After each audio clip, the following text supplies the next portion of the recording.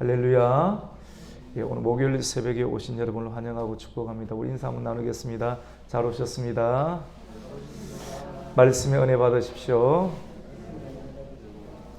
예, 오늘 목요일 말씀은 말씀에 대면하면 죄에 대해서 비대면할 수 있다라는 내용으로 우리가 은혜를 받고자 합니다. 예수님께서 이 땅 가운데 오셨습니다. 예수님 빛이시죠.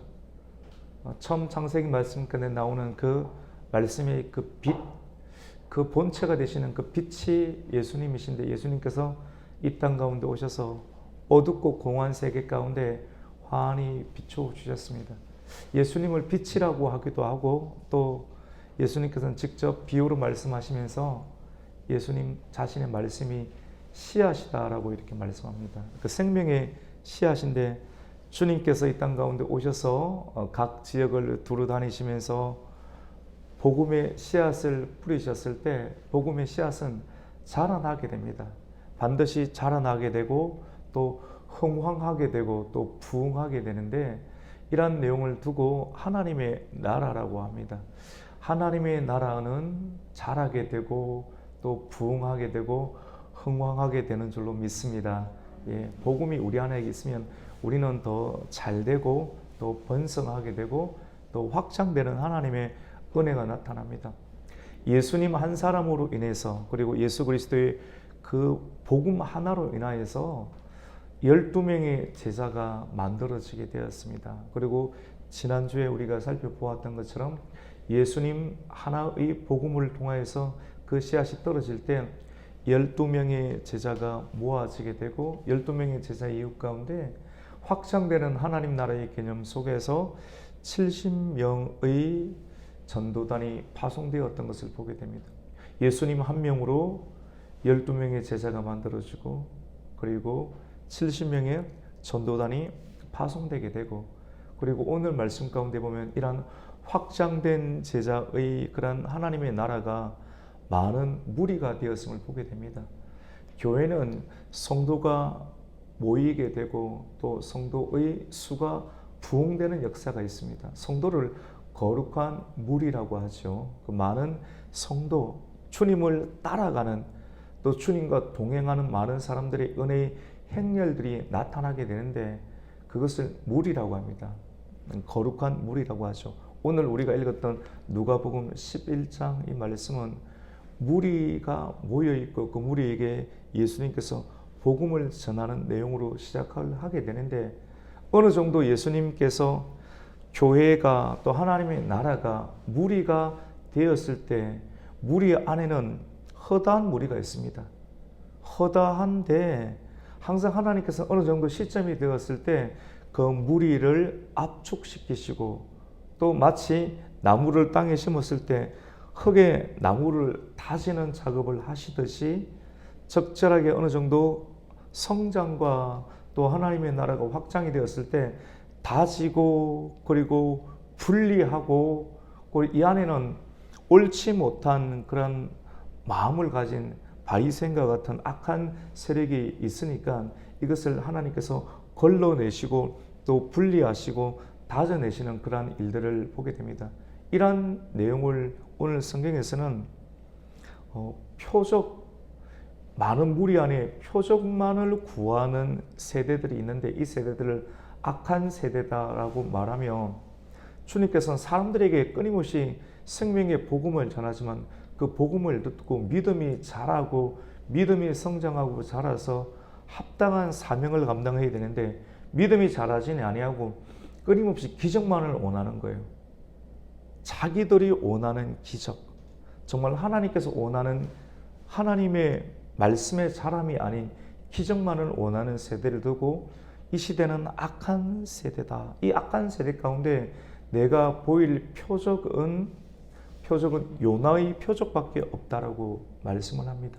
여러분, 그 한자성어 가운데 동상이몽이란 말을 아시죠? 동상이몽.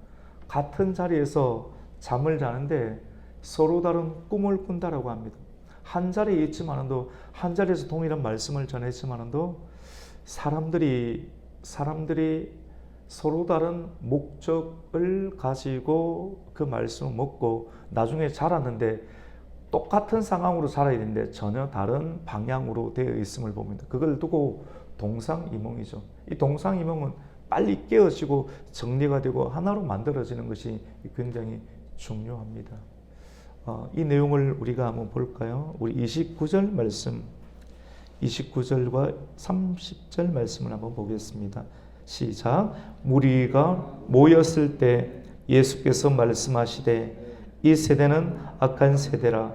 표적을 구하되 요나의 표적밖에는 보일 표적이 없나니. 요나가 니느웨 사람들에게 표적이 됨과 같이 인자도 이 세대에 그러하리라. 아멘. 무리 속에 무리가 됐을 처음에 제자들은 그렇지는 않았어요. 그리고 70인 파송받은 전도단도 그렇지 않은데 많이 확장되니까 이 안에는 확장된 사람들 가운데 정말 예수님의 말씀만을 쫓아서 따라오는 사람들이 있는가 반면에 500여 기적을 일으킬 때도 요한복음의 말씀 가운데 보면 예수님은 사람들의 중심을 간파하셨습니다. 너희들이 나를 따르는 것은 나를 통해서 나타나는 육신의 떡을 먹기 위해서 오는 것이지 진짜 나를 따르려고 하는 사람은 없다라는 내용이죠.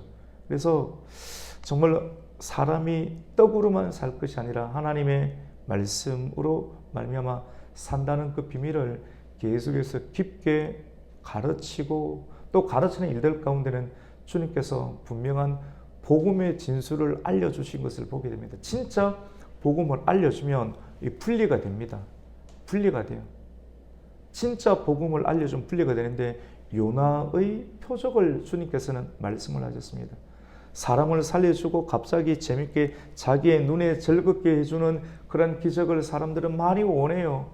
교회에 와서 내가 원하는 시대의 기적, 세상 가운데서 보고 싶지 않은 그런 기적들을 계속 원하는데 예수님께서는 말씀하시는 것은 요나의 표적밖에는 내가 볼 것이 없다. 요나의 표적이 무엇입니까? 요나 그 자체가 표적인데 심판을 요나는 메시지를 전했습니다. 처음에 하나님으로부터 요나가 선지자니까 메시지를 받았는데 그에게 떨어진 메시지, 그 씨앗은 온전히 이것을 전해 뿌려야 되잖아요. 근데 그것은 니느웨 지역에 가서 복음을 전하라. 그 복음은 심판이 있으니까 이 심판 속에서 내가 전하는 심판의 메시지를 듣고 회개만 하면 너희들이 살 수 있다는 겁니다.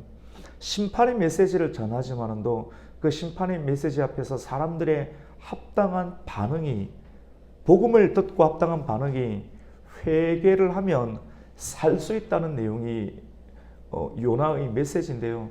요나는 이 메시지를 듣고 그 니느웨 땅이 회개하고 주님께 돌아오고 잘 사는 것을 기뻐하고 원하지 않았습니다. 하나님께서 원하는 것과 요나가 원하는 것이 달랐기 때문에 요나는 그 메시지를 받을 수 없었고 다른 배를 타게 되었던 것이죠. 그래서 주님 그대로 내버려 두지 않으시잖아요. 그래서 풍랑에 던져지게 만들고 물고기 배 속에 들어가게 되는데 며칠을 있게 되었습니까, 여러분?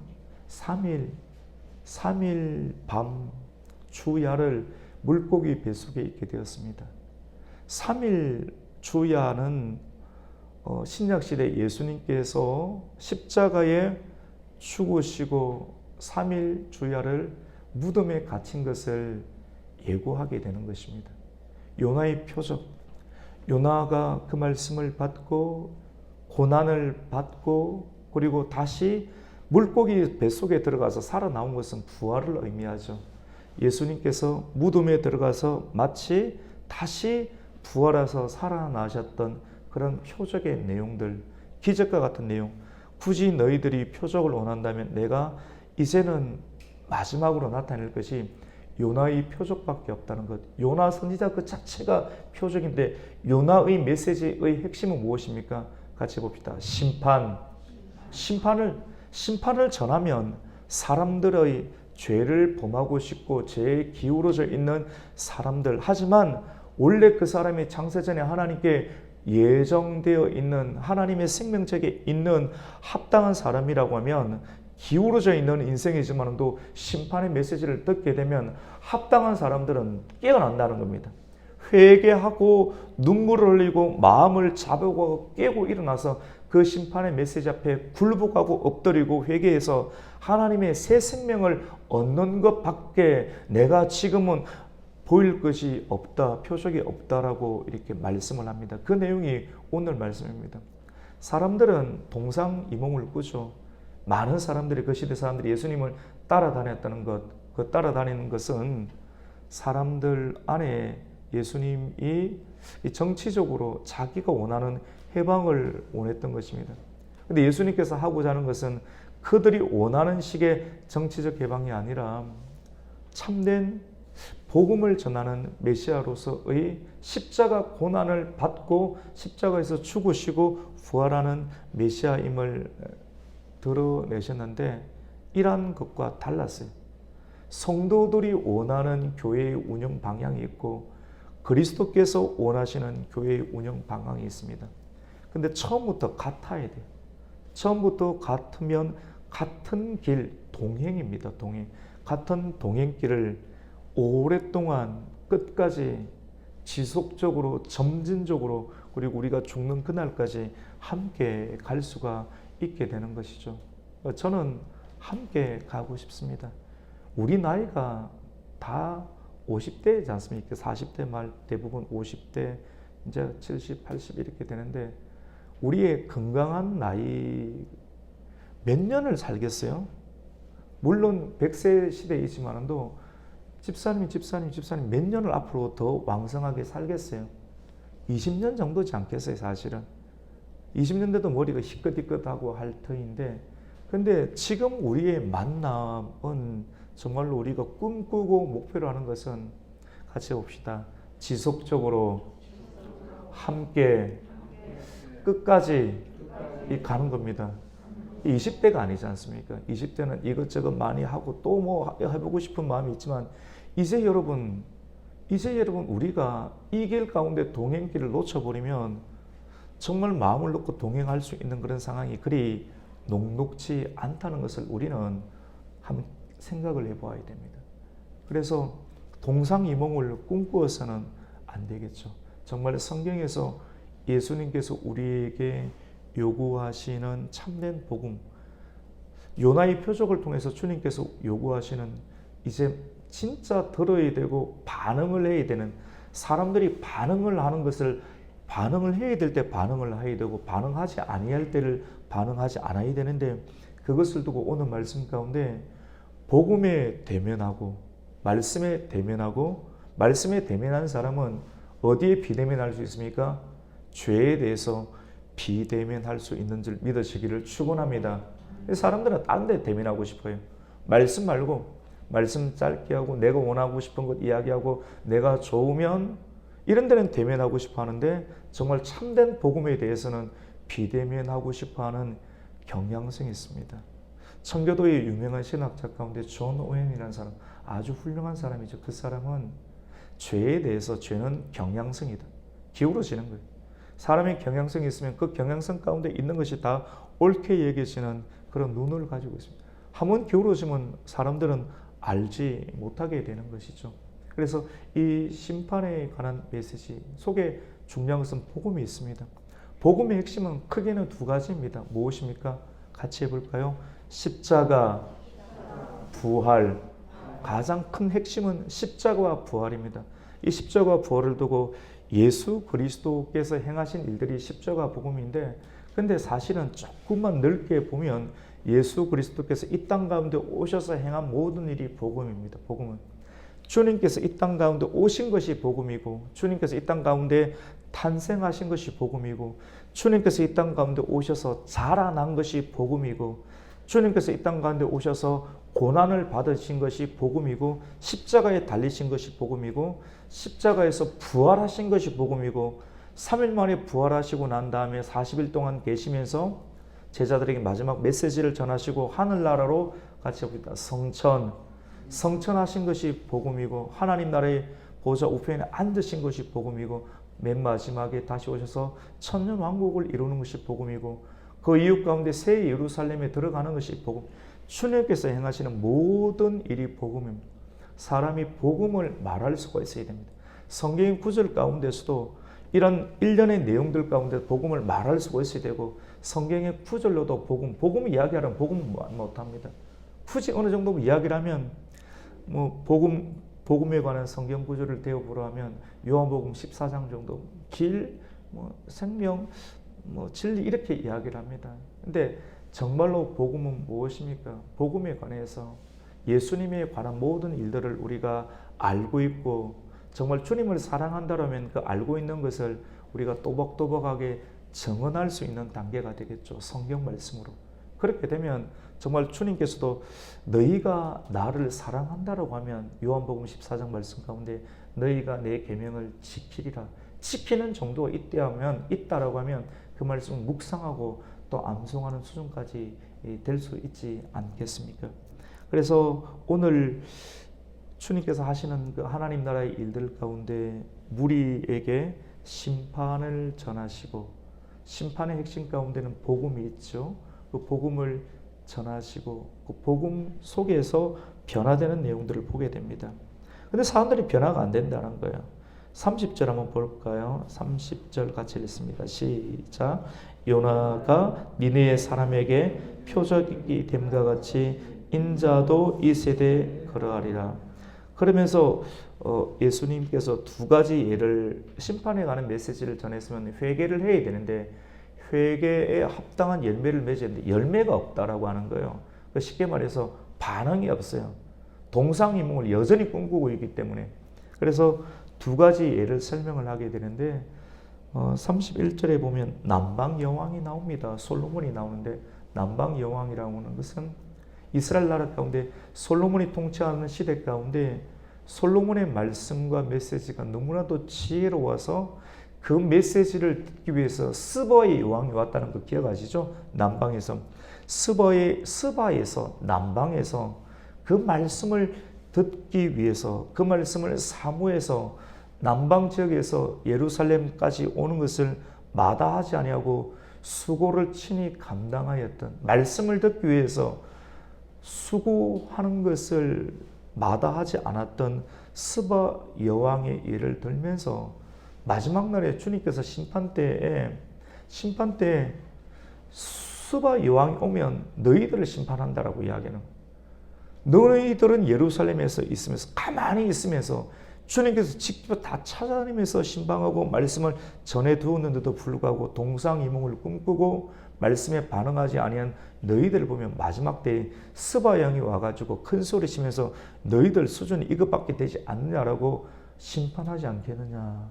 그리고 요나의 때 요나가 전해주는 심판의 메시지를 듣고 참된 회개를 하였던 니느웨 사람들이 일어나서 너희들 도대체 어떤 사람이냐라고 심판 때 니느웨 사람들의 정죄를 받지 않겠느냐라고 두 가지 예를 말씀을 하고 있습니다. 우리 31절과 32절을 한번 읽습니다. 심판 때 남방 여왕이 일어나 이 세대 사람을 정죄하리니 이는 그가 솔로몬의 지혜로운 말을 들으려고 땅 끝에 서서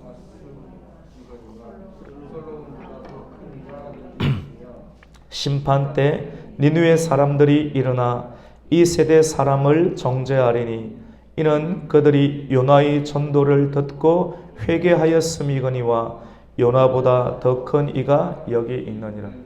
스바 여왕이 정말로 원해하고 갈구했던 것, 그리고 먼 거리를, 그리고 그가 여왕이지만도 여왕이 해야 될 행정 업무를 제쳐두고서라도 솔로몬의 메시지가 더 귀하고 이 메시지를 듣고 오는 것이 수고를 감당하는 것이 수고를 감당하더라도 내가 이 말씀을 듣고 변화돼서 나라를 통치하는 백성들에게도 더 유익하니까 그런 결정을 한 것인데 스바 여왕이 듣고 싶어 했던 솔로몬의 메시지보다 더 크신 이가 누굽니까?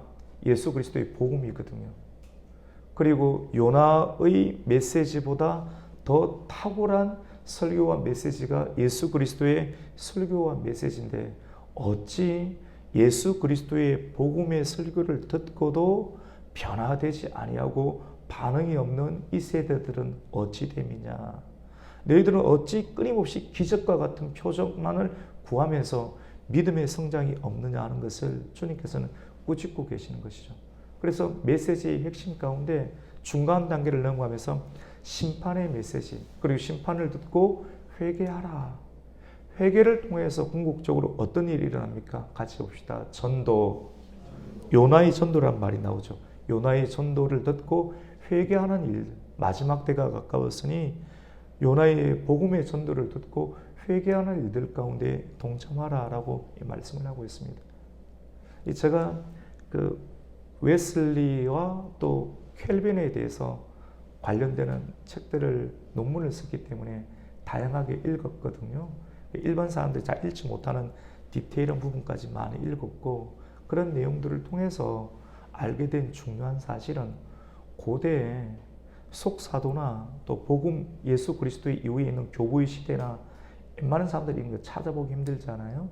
이런 내용들을 칼빈이나 또 웨슬리나 또 웨슬리가 칼빈이 인용했던 중앙에 있던 많은 그런 부흥했던 하나님 나라의 그 증거자들의 내용들을 살펴보면서 알게 된 중요한 사실은 회개는 여러분 회개는 구원에 이르는 그런 현관이기도 하지만도 현관문을 들어서는 것이 되기도 하지만도 끊임없이 축복을 받은 구원을 받은 사람들이 할 수 있는 그런 특권임을 발견하게 됩니다. 계속 여러분 저도 갈수록 얼굴과 몸을 계속 다듬지 않습니까? 영혼을 끊임없이 다듬고 씻어내는 말씀을 통해서 다듬고 씻어내는 것이 회개인데 회개라는 말을 전하면 사람들이 싫어하는 거예요. 그 사람들 안에 좋지 못한 습관과 또 잘못된 경향성이 있다라고 하는 것이죠. 회개는 정말 좋은 것입니다. 계속 여러분이 화장하고 얼굴을 다듬는 것이 회개인데 회개에 대한 옳지 못한 이미지를 사단이 굉장히 많이 심어놓은 거예요.